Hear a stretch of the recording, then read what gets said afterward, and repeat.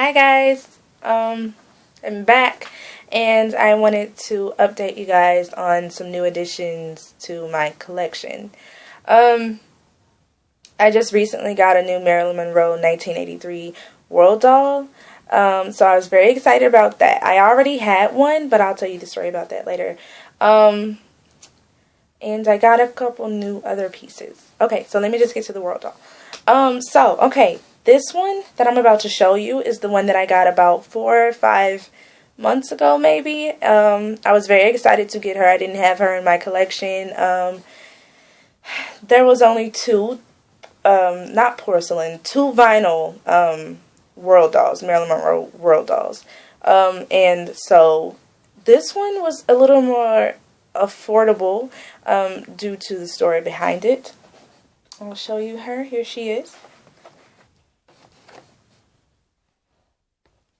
She's wearing a red dress with the white boa and the hang tag and all that good stuff. She's about 18 inches tall. So she's very, very, very big. And the box is very bulky. And, yeah. So, anyway, she's actually a replacement doll. And I'll tell you why. Okay, so back in 1983, when World Doll thought they had the rights to whatever they wanted to do as far as their Marilyn dolls, well, they forgot that her estate still had the right to the 7-year itch dress. And that was the first ever World Doll. And so World Doll didn't know it at the time, and they went ahead and released the 7-year itch dolls with the white blowing dress that we all know and love. And so they had to do a recall on those dolls. Unfortunately for them, there was already some fans who got the doll, and I was lucky enough to track one down. I have been wanting this doll for a good 2 years actually, and wasn't able to get her because she's so steep on eBay. The price is. So let me read off this that came with her. A little informational little thing came with her. It says, most celebrity collectors have a World doll, Marilyn Monroe, but this doll is most unique in that instead of wearing the common red dress and white boa, she wears the dress from the movie The 7-Year Itch. Allegedly, when World Doll bought the Marilyn rights, they thought all was theirs. It turns out the studio still owned the rights to the dress, so another one had to be designed, i.e. the one in the red dress. Only 900 dolls are wearing the 7-Year Itch dress. So, here she is. There she is. Oh. I was so ecstatic about getting her, and I got her for a really, really, really cheap price. The seller actually said that they had bought out an antique company, and they were just selling off all the extra stuff that they had that they couldn't sell, so I got her. And actually, she was really close to me. They didn't have to mail it or anything. I could go pick it up, so I was thinking that it was meant for me, but you know, if you believe in that sort of thing. So anyway, I'm very excited about that. I'll have pictures at the end of this video to show you guys. Okay, so next, when I did my haul video, I did it solely because most of the videos that I was seeing about a Marilyn Monroe haul was about Mac. It wasn't really about Marilyn. And I didn't really think that that was fair, you know. So I wanted to do my own, and I did it, and I got a lot of feedback on it on my Facebook page and my Twitter page and YouTube. And thank you guys for your support. I really appreciate it. And so, yeah, about the MAC collection, there is some things going on between ABG, Authentic Brands Group, who puts out all the Marilyn stuff they're associated with Marilyn's estate. So ABG basically doesn't want Marilyn's fans to, I I guess I should say, abuse her image. I don't know. The true hardcore fans wouldn't. But so they stopped us from making certain pages and using her name and, you know, everything like that. Basically, it's a money game for them. So I made a pact with a couple other people a while back when the Marilyn Monroe MAC collection wasn't even released yet. It was just media buzz about it. And I basically said I wasn't going to buy any. And I haven't. And I don't plan on buying any. I don't knock anybody who has it. If you know the story behind it, then you would understand. But if not, you should look into it more. I'll find some sites for you guys to check that out. But anyway, like I said, I didn't want to buy it. I haven't bought it. And that's that. I'd rather get makeup that Marilyn actually wore. So, which brings me to my next edition. Here it is. This was Marilyn's favorite lipstick. It's Max Factor's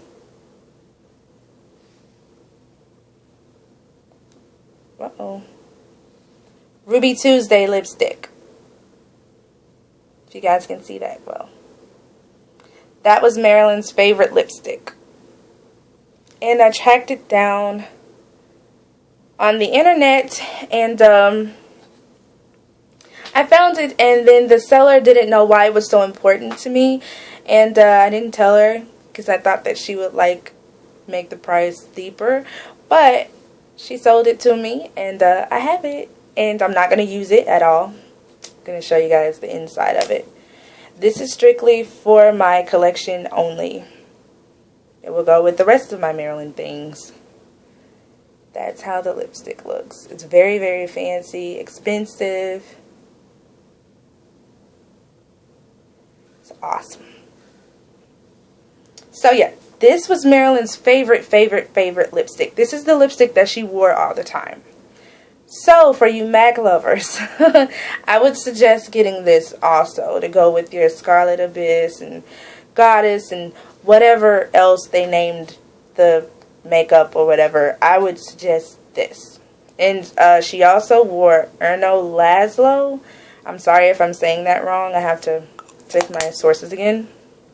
But she wore that. You can go to a number of different sites to see Marilyn's favorite makeup and all that stuff. So that's new to my collection. I will not be buying the MAC collection at all. Sorry. So anyway, aside from that, I got the doll out the way. Okay, so I got this book. It's called The Marilyn Monroe Treasures. This book is amazing. It has reproduction memorabilia in it. I'll open it up and show you guys a little bit from it. Yeah, this is a reproduction of a letter to her sister Bernice.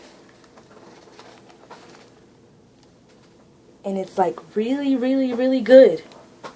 You would almost think that it was real. I would if I didn't know any better.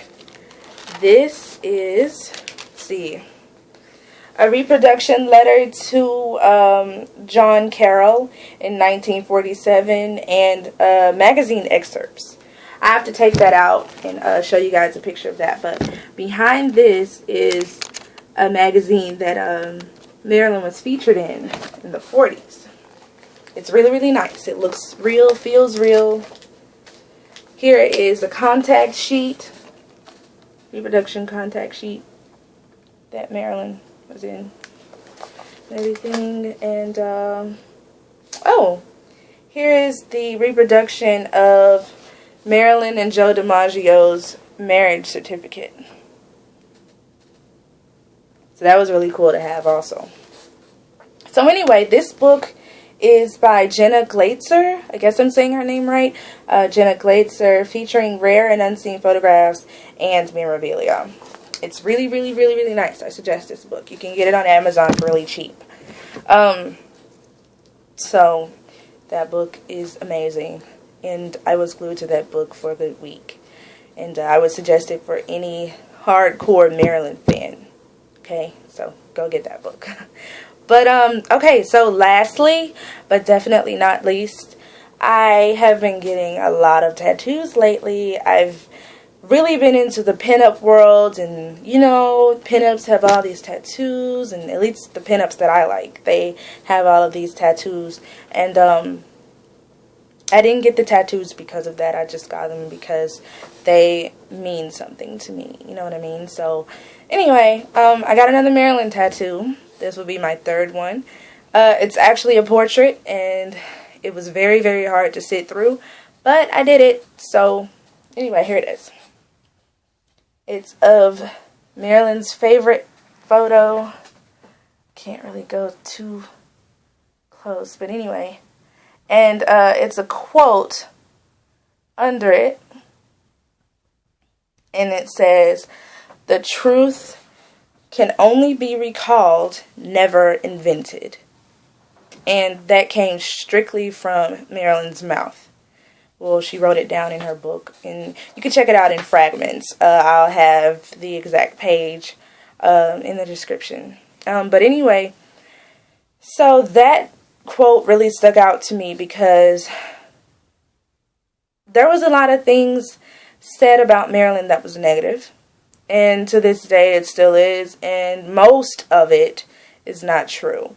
And that's why I tell everyone to do your research first before forming an opinion about Marilyn, because 9 times out of 10 what you're hearing is not true.